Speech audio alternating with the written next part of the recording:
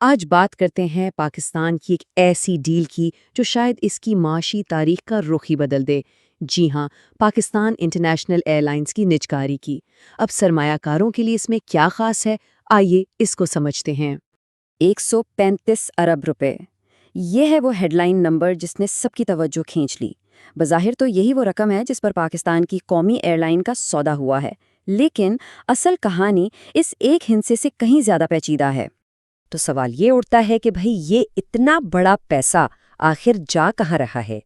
کیا یہ سیدھا حکومتی خزانے میں جائے گا یا پھر اس کی کوئی اور منزل ہے؟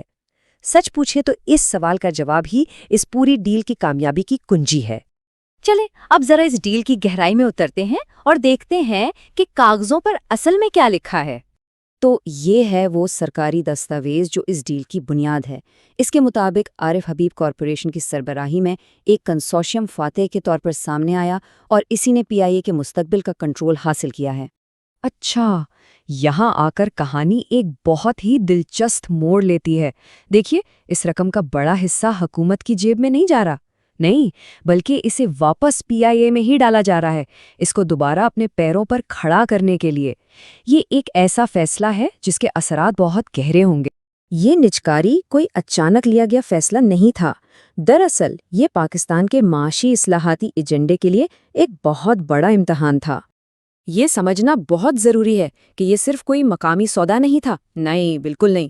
انٹرنیشنل مانیٹری فنڈ یعنی IMF اس ساری کارروائی پر بہت گہری نظر رکھے ہوئے تھا۔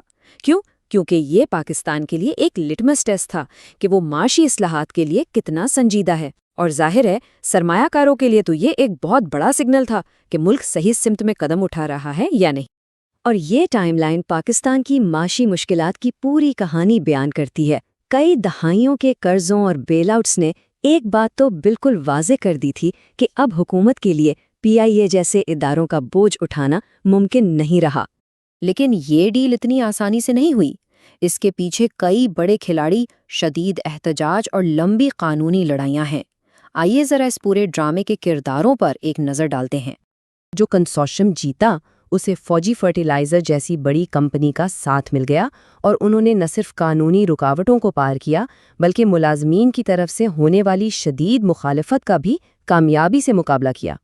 تو عدالتوں نے بھی اس فروخت کے لیے راستہ بالکل صاف کر دیا۔ انہوں نے واضح کیا کہ یہ عمل قانونی طور پر بالکل ٹھیک اور شفاف تھا اور معاشی پالیسی کے معاملات میں مداخلت نہیں کی جانی چاہیے۔ لیکن قانونی طور پر ہری جھنڈی ملنے کے باوجود اس ڈیل پر ایک بہت شدید بحث چھڑ گئی کہ یہ واقعی ایک اصلاح ہے یا پھر خریداروں کے لیے ایک تحفہ۔ یہاں آ کر معاملہ تھوڑا الجھ جاتا ہے۔ ذرا سوچئے، ایک طرف 135 ارب کی ہیڈ لائن ہے، لیکن دوسری طرف حکومت کو نقد مل رہے ہیں صرف 10 ارب۔ تو ناقدین یہی سوال اٹھا رہے ہیں کہ اگر حکومت کو ملنے والی اصل رقم تقریباً اتنی ہی ہے جتنی پچھلی مسترد شدہ بولی میں تھی، تو پھر اس نئی ڈیل میں اتنا خاص کیا ہے؟ اور ناقدین کا سب سے بڑا اعتراض یہی ہے کہ PAI کے تمام پرانے قرضے اور نقصانات تو عوام کے ذمہ ڈال دیے گئے، جبکہ اربوں ڈالر مالیت کے قیمتی اثاثے جیسے کہ اس کا فلیٹ بہت ہی کم قیمت پر دے دیے گئے۔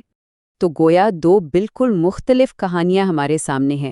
ایک طرف یہ کہا جا رہا ہے کہ یہ ایک ضروری اصلاحی قدم ہے جو ملک کو مزید مالی نقصان سے بچائے گا، اور دوسری طرف یہ بیانیہ ہے کہ یہ قومی اثاثے کو سستے داموں بیچنے کے مترادف ہے، جس کا سارا رسک عوام پر ڈالا گیا ہے۔ اچھا، اگر کوئی اس میں سرمایہ کاری کرنے کا سوچ رہا ہے تو یہ جاننا انتہائی ضروری ہے کہ آگے کا سفر بالکل بھی آسان نہیں ہے۔ کچھ بڑے خطرات ہیں جن پر نظر رکھنا لازمی ہے۔ یہ وہ 5 بڑے خطرات ہیں جو پرائیویٹ ہونے کے بعد بھی ایئر لائن کی کارکردگی اور اس کے منافع پر بری طرح اثر انداز ہو سکتے ہیں۔ سیاسی مداخلت سے لے کر مزدوروں کے مسائل تک چیلنجز بہت ہیں۔ تو آخر میں سب سے بڑا اور بنیادی سوال صرف ایک ہی رہ جاتا ہے۔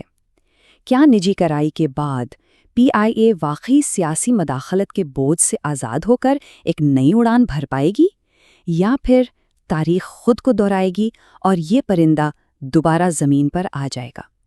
اس ایک سوال کا جواب ہی اس پوری ڈیل کے مستقبل کا فیصلہ کرے گا۔